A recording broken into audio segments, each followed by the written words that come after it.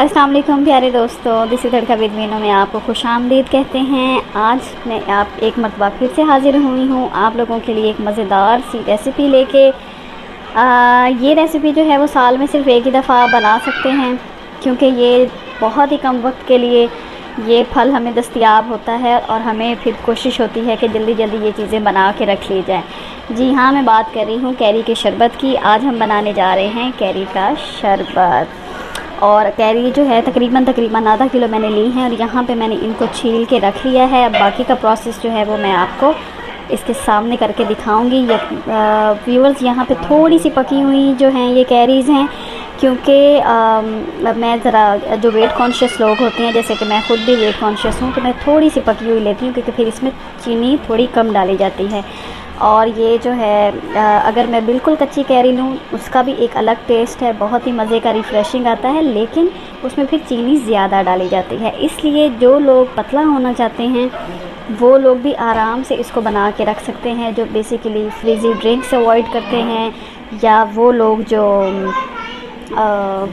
शरबत और गर्मियों में जो है चीनी वाले स्क्वाश और जामे श्री वगैरह उसको अवॉइड करते हैं, वो बड़े आराम से इसको यूज़ कर सकते हैं। बहुत ही ज़बरदस्त इसका फ्लेवर होता है और बिल्कुल भी मोटापे का खौफ नहीं होता। तो चलें जी, इसको बनाना फिर थोड़ी सी आपने क्या करना है कि पुरानी अपने घर की जो पतीली वगैरह है वो लेनी है और उसमें पानी इतना ज़्यादा डालना है कि कैरीज़ जो है ना, कैरी जो है वो अच्छी तरह से डूब जाए और गल जाएं, क्योंकि जब ये गल जाएंगी तो इनकी गुठलियाँ निकाल के हमने बाद में इनको पकाना है अच्छी तरह से।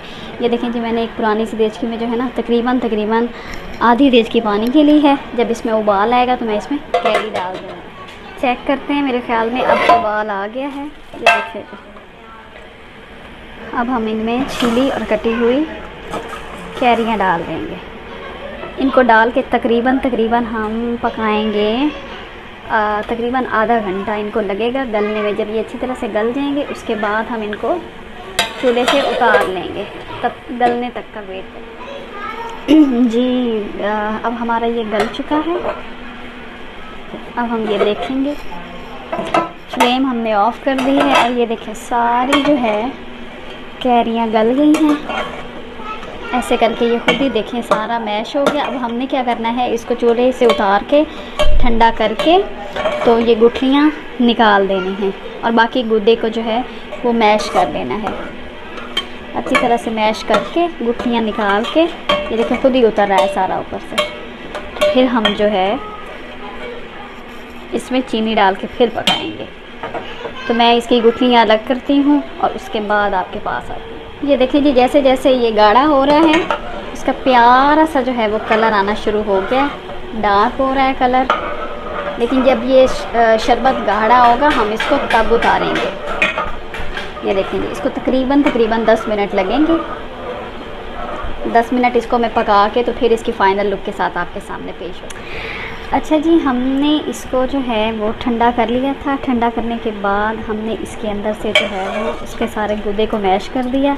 ये देखिए छोटे छोटे चंक्स अभी नज़र आ रहे हैं। ये कुछ जब शरबत डालेंगे चीनी डाल के जब इसको पकाएंगे कुछ तब ख़त्म हो जाएंगे, या अगर आपको बिल्कुल इसको ख़त्म करना है तो आप इसको जो है वो ग्राइंडर में ठंडा करके ग्राइंडर में डाल के उसके बाद जो है पकने के लिए दोबारा भी रख सकते हैं। मुझे जो इसके ना मुँह में चंक्स पसंद हैं, इस वजह से मैं इसको ग्राइंड नहीं करती, लेकिन अगर आप लोग बिल्कुल इसको करना चाहते हो तो बेशक कर सकते हैं। ये देखिए गुठलियाँ जो हैं इस तरह से हमने अच्छी तरह से उतार के इसको रख लिया है। अब देखें मैंने दोबारा चूल्हा ऑन किया है और हमने इसको पकाना शुरू करूँगी और फिर हम इसके अंदर जो है चीनी शामिल करेंगे।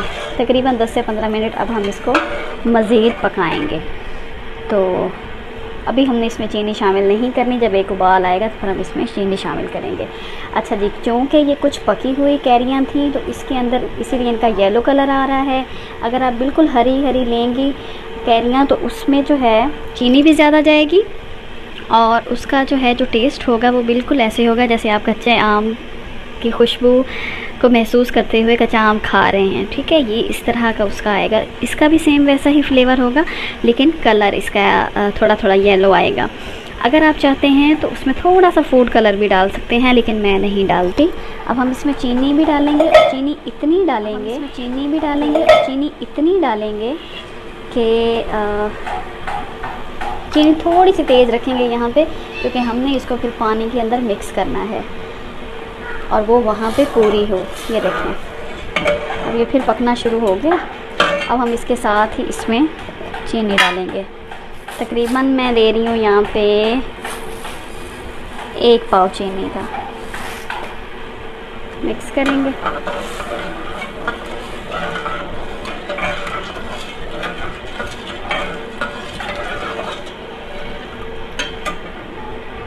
थोड़ी सी और शामिल करेंगे। अब इसको अच्छी तरह से गाढ़ा होने तक पकाएंगे। ये देखें जी, शरबत हमारा अच्छी तरह से पकना शुरू हो चुका है। देखें, गाढ़ा भी होना शुरू हो चुका है। कंसिस्टेंसी आप लोग चेक कर लीजिएगा इसकी।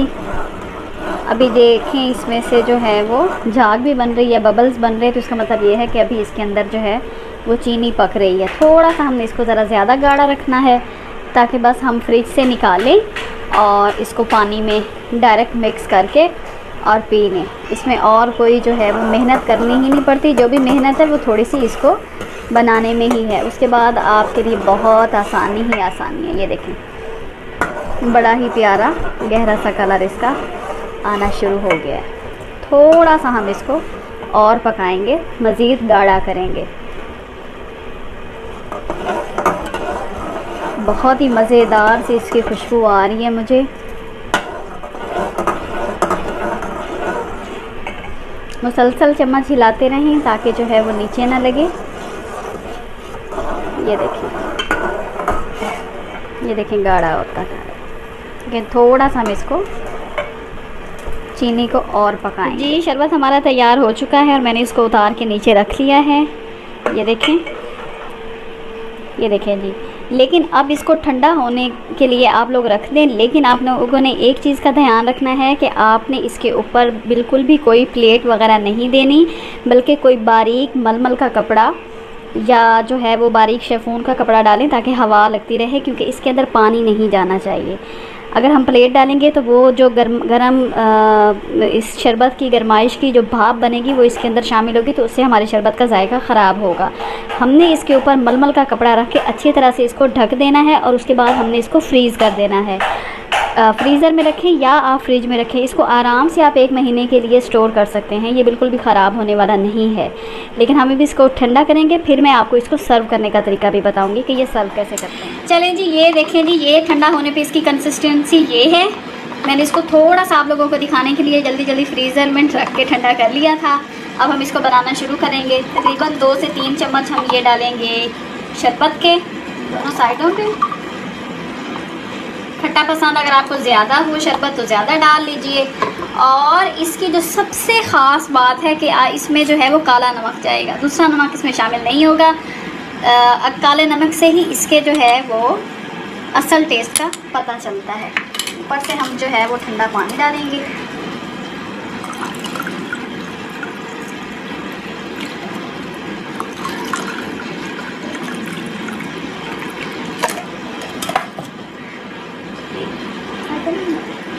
अच्छे से मिक्स करेंगे।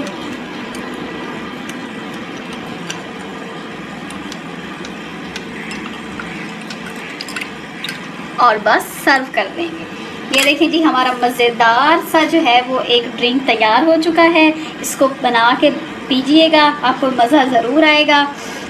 इतना ये रिफ़्रेशिंग है ये कि आप जो है इसको, जिन लोगों को गर्मी बहुत ज़्यादा लगती है, जिन बच्चों को बहुत ज़्यादा गर्मी लगती है, या जिनको जिगर का कोई मसला है, उनको भी डेली आप पिला सकते हैं। इसको बना के फ्रीज़र में रखें, जैसे ही कोई मेहमान है झटपट तैयार करके उसको पेश करें और दाद समेटें। इसी के साथ देसी तड़का विद मीनू को इजाज़त दीजिए। जल्दी मिलते हैं किसी और मज़ेदार सी रेसिपी के साथ। अल्लाह हाफिज़।